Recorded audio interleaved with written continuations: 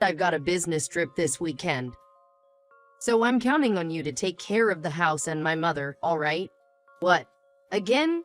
It's one thing during the weekdays, but not having you here on the weekends is a problem. Do you have any idea how hard it is? What can I say? It's work. I can't do anything about it, right? I know, but still. Then why don't you work instead?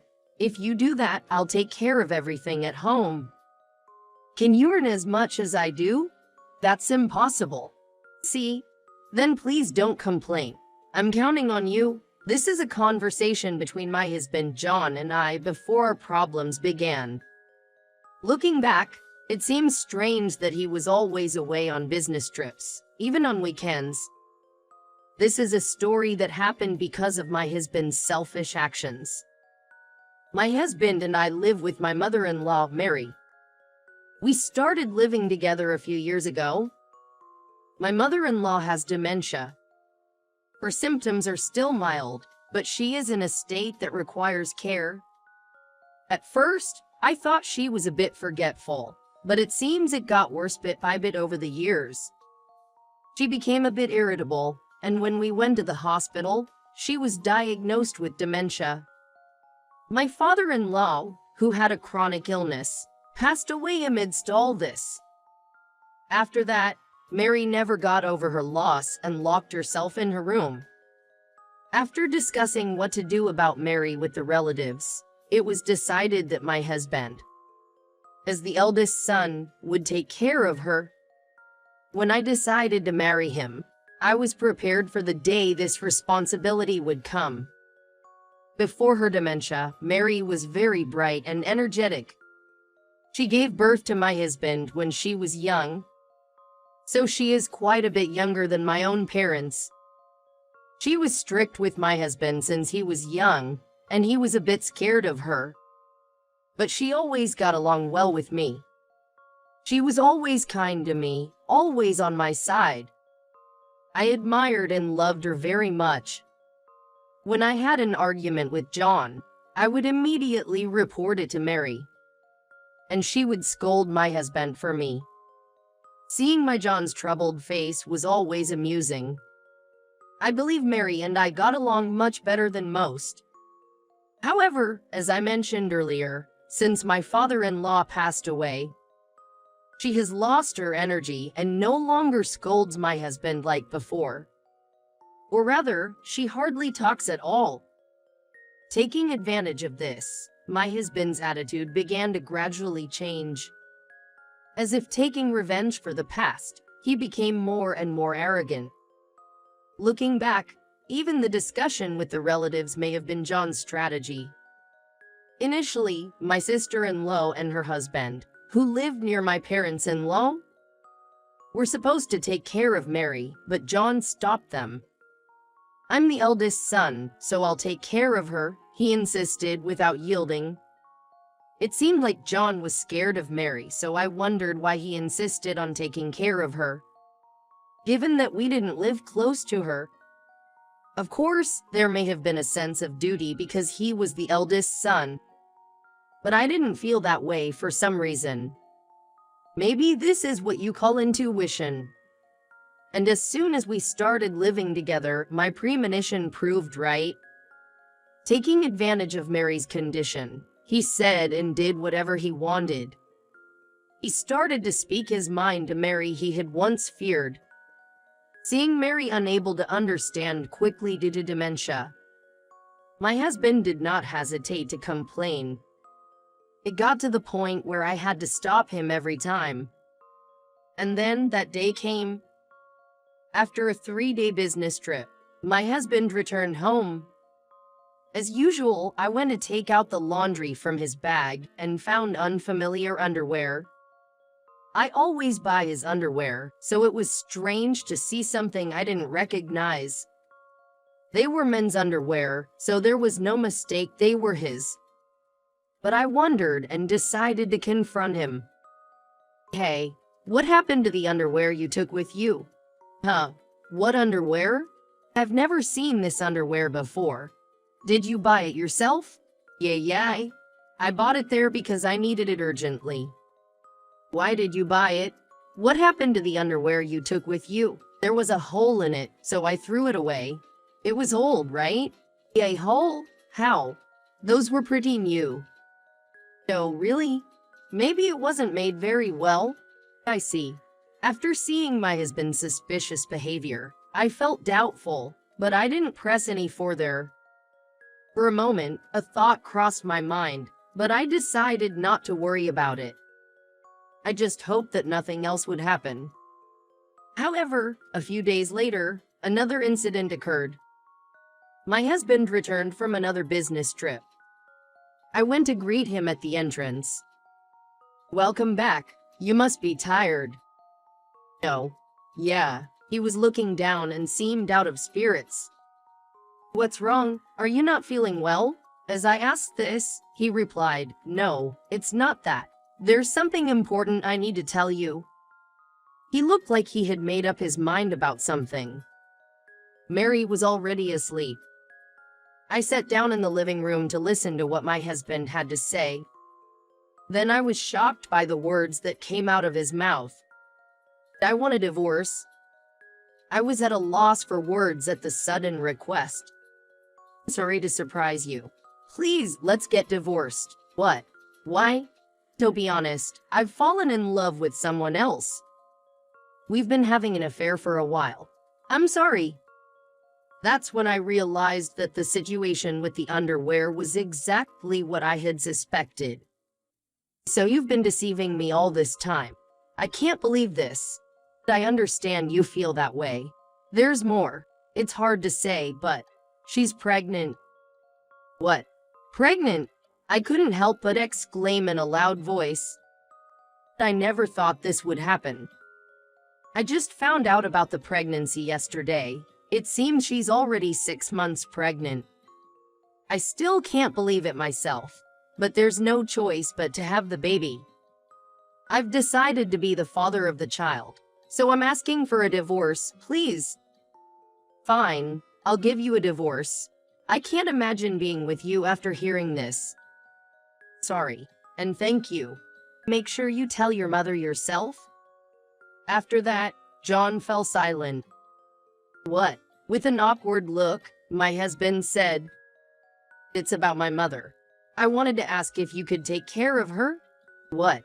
Do you know what you're asking me?" "I know I'm being selfish. But it's impossible for her to handle child rearing and caregiving. You understand, right? How can you even say such things and ask for a divorce? Will you at least think about it? I can't believe you. If you want a divorce, you need to be prepared to take on everything. I get it. I'll figure something out." Saying this, John locked himself in his room. I was so overwhelmed that I didn't want to think about anything else and decided to take a bath and go to bed. When I woke up the next morning, something felt strange. I looked around the room and felt some things were missing. I had a bad feeling and rushed to my husband's room. He was already gone, and his belongings were missing. I sat down, realizing I had been deceived. I found divorce papers, already filled out by John, laying on his bed. Next to it, there was a note that read, "I'm sorry." I was left alone in our house with Mary. As I pondered what to do next, the hatred within me began to get bigger. I will never forgive. I decided that I would take revenge. I took action immediately. I went to a detective agency to gather evidence of my husband's infidelity.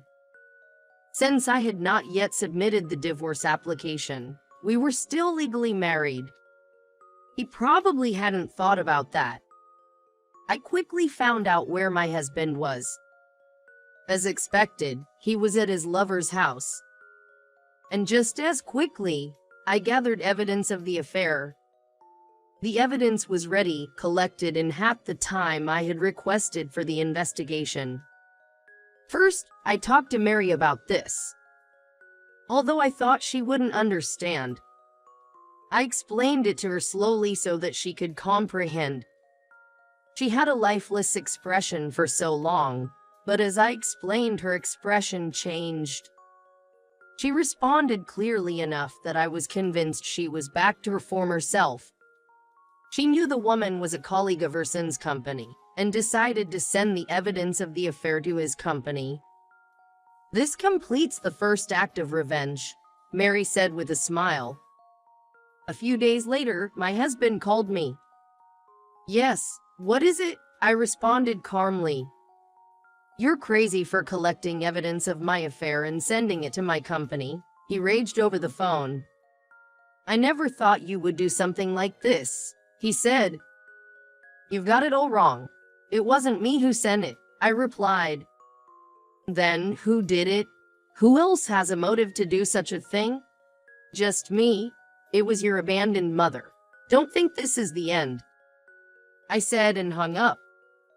The phone kept ringing persistently, but I ignored it. Then Mary came and said, "Now, let's move on to the next counterattack." She went back into her room and seemed to be making a call. A few hours later, the doorbell rang. It was a woman on the intercom, my husband's mistress. It seemed that Mary had called her over. I stayed in my room, leaving the mistress to deal with Mary. I couldn't hear anything from the living room, so I waited until the mistress had left to hear the story from Mary. She had been unaware of the Mary's condition. "If you marry my son, you'll have to take care of me. Are you prepared for that? I think it will be in the near future. And I'll probably be unable to go to the bathroom by myself. Will you still marry my son?" Confused, the mistress didn't seem to know how to respond. "Now, what will happen next?" Mary seemed very amused. It was as if her dementia had been cured. And who would have thought that Mary's actions would lead to such an unexpected outcome? The next day, the doorbell rang. I looked out the peephole and saw John. "What is it?" "I was wrong. I want to talk." I let him in to talk. Then, unexpectedly, he told me something shocking. I broke up with my mistress. The child wasn't mine. As it turned out, the mistress had multiple partners, and she intended to pass the child off as belonging to my husband, who was the most well-off and secure. But after speaking directly with my mother-in-law and fearing the responsibility, she confessed the truth to my husband. "I've reflected a lot. Can we start over? You don't have to answer right now. The answer is clear. I want you to leave. And about the divorce application, you didn't fill it out completely. Now that I have evidence of infidelity, I will definitely claim compensation, so please take care of that," I said with a smile as I handed him the divorce papers. "What? Please, have mercy. You need to take responsibility for your actions." After saying that, I kicked him out of the house. After he left, Mary returned home from the hospital. Her daughter, who had accompanied her to the hospital, was also there. So I reported the recent events to them again. "The jerk got what he deserves," exclaimed my sister-in-law angrily. "I am truly grateful to you, Judy. You took care of me. I am so sorry for having such a worthless son. From now on, my daughter will take care of me, so you go ahead and enjoy your second life." I could see tears welling up Mary's eyes. The next day, Mary moved to her daughter's house. When I asked the sister-in-law about Mary's condition, she told me that although the dementia was somewhat slowed by medication, of course, it had not been cured.